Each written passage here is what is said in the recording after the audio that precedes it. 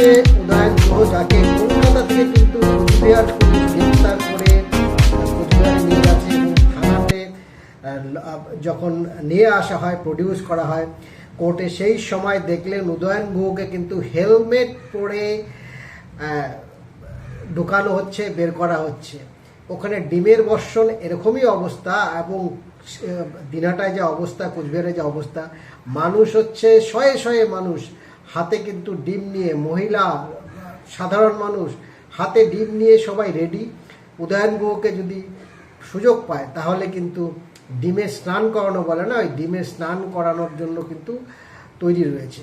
কিন্তু প্রশ্ন হচ্ছে কেন এরকম অবস্থা? এই অবস্থার কারণ হচ্ছে ইনি কিন্তু দিনের পর দিন কুচবিহার, দিনহাটা, ওই সমস্ত অঞ্চলে, নর্থ বেঙ্গলের একটা বিস্তীর্ণ এলাকা জুড়ে রীতিমতো সন্ত্রাস চালিয়েছেন। সন্ত্রাস, একটা ত্রাস বলে না, ত্রাস সৃষ্টি করেছিলেন ভয়ে। কথায় কথায় মানুষের পা ভেঙে দিবেন, কথায় কথায় মানুষকে ইলেকট্রিক পোস্টের সাথে বেঁধে তিনি মারবেন। তার কার্যকর্তাদের বিধান দিলেই তিনি নাকি, বললেই বাড়ি থেকে উঠিয়ে নিয়ে আসবেন, বাড়িঘর পুড়িয়ে দিবেন, এবং রাজবংশীদের নাকি তিনি ঠেঙিয়ে পা ভেঙে দিবেন, যেহেতু রাজবংশীরা বেশিরভাগই বিজেপিকে ভোট দেয়। তো এই ধরনের নানান থ্রেট কিন্তু তিনি দিনের পর দিন, বছরের পর বছর কিন্তু ওই দাদাগিরি করে গেছেন, তোলাবাজি করে গেছেন, মানুষের সম্পত্তি লুট করেছেন, মানুষের থেকে টাকা পয়সা নিয়েছেন। তো এই যে কাজ কারবার, একটা অসামাজিক কাজ কারবার, যা মানুষের জীবনকে অতিষ্ঠ করে তুলেছিল। অ্যান্ড যারা বিজেপি করতো, বিজেপির কার্যকর্তা যারা ছিল, তাদের উপর যে কী উনি অত্যাচার চালিয়েছেন সেটা তো বলার কথা, মানে ভাষা নেই, মানে আপনি সেটা চোখে দেখতে পারবেন না। কি অত্যাচার এই উদয়ন গুহ বিজেপি কার্যকর্তাদের উপর চালিয়েছেন। ইভেন নীতিশ প্রামাণিকের মতন, যিনি তখন অর্থমন্ত্রী ছিলেন, একসময় স্বরাষ্ট্রমন্ত্রী ছিলেন, প্রাক্তন প্রতি স্বরাষ্ট্রমন্ত্রী, তো তাকেও কিন্তু উনি ছাড়েননিও। তাকেও উনি লোক দিয়ে হেনস্থা করানো, লোক দিয়ে ওনার শারীরিকভাবে তাকে অত্যাচার করা, এমন কিছু নেই এই উদয়ন গুহ কিন্তু করেনি।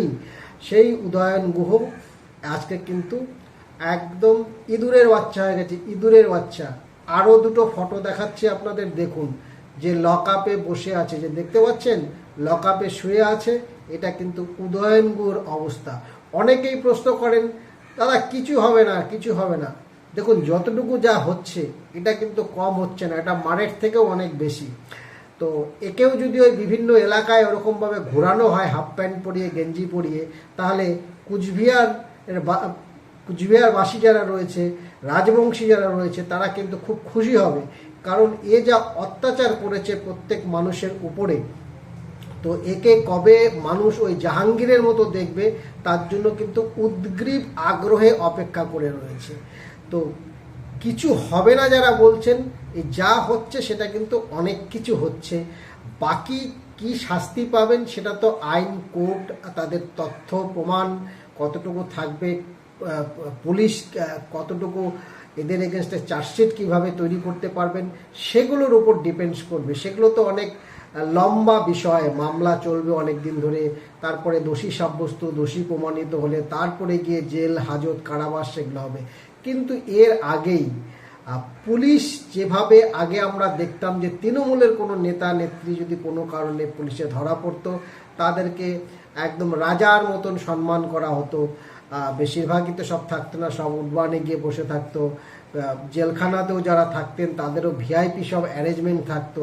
তো সেখান থেকে বেরিয়ে এসে এই যে অপরাধী তৃণমূলের যারা গুন্ডা বাহিনী যারা ছিলেন, গুন্ডা নেতা, তাদের সাথে এই মুহূর্তে যে ট্রিটমেন্টটা হচ্ছে সেটা কিন্তু মানে তাদের জন্য আমার মনে হয় যথেষ্ট, মানে অ্যাটলিস্ট সমাজের মানুষরা অনেকটা কি বলবো, খুশি হচ্ছে মনের থেকে, যে না দেখ, ভেবেছিলি যে তুই রাজা, তোর বুঝি এই রাজপথ কোনোদিনও আর যাবে না, ভেবেছিল তৃণমূল আর কোনোদিন পশ্চিমবঙ্গে হারবে না, তৃণমূলকে হারানো যাবে না, আমরাই সারা জীবন রাজত্ব করব, আমরাই মানুষের উপর অত্যাচার চালাবো, আমরাই মানুষের সম্পত্তি লুটপাট করব, আমরাই তোলাবাজি করব, কাটমানি খাবো, তো এখানে আর কেউ থাকবে না, আর কেউ রাজত্ব করতে পারবে না কোনোদিন।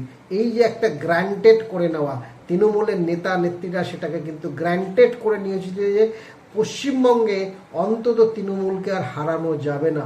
এই গ্রান্টেড যে একটা তারা মানসিকতা তৈরি করে নিয়েছিল, সেখান থেকে কিন্তু তাদের এই যে একটা স্বৈরাচারী রাজত্ব, সন্ত্রাসের রাজত্ব, সেটার কিন্তু জন্ম দেয় এবং দিন দিন সেটা আরও বড় আকার ধারণ করে এবং শেষ অবধি সেটার যখন পতন ঘটে, এবার কিন্তু দেখ রাজা তোর হাল কি হয়।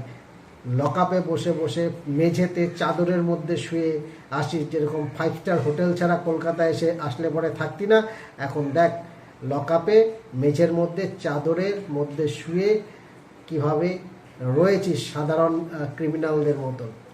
তো এটা একটা কিন্তু আমি বলবো যথেষ্ট ভালো একটা পানিশমেন্ট। অ্যাটলিস্ট সমাজের মানুষ এদের দেখতে পাচ্ছে যে কি ট্রিটমেন্ট এদের সাথে হচ্ছে, এদের সাথে কোনো ভিআইপি ট্রিটমেন্ট হচ্ছে না এই চোর জোচ্চোরদের সাথে।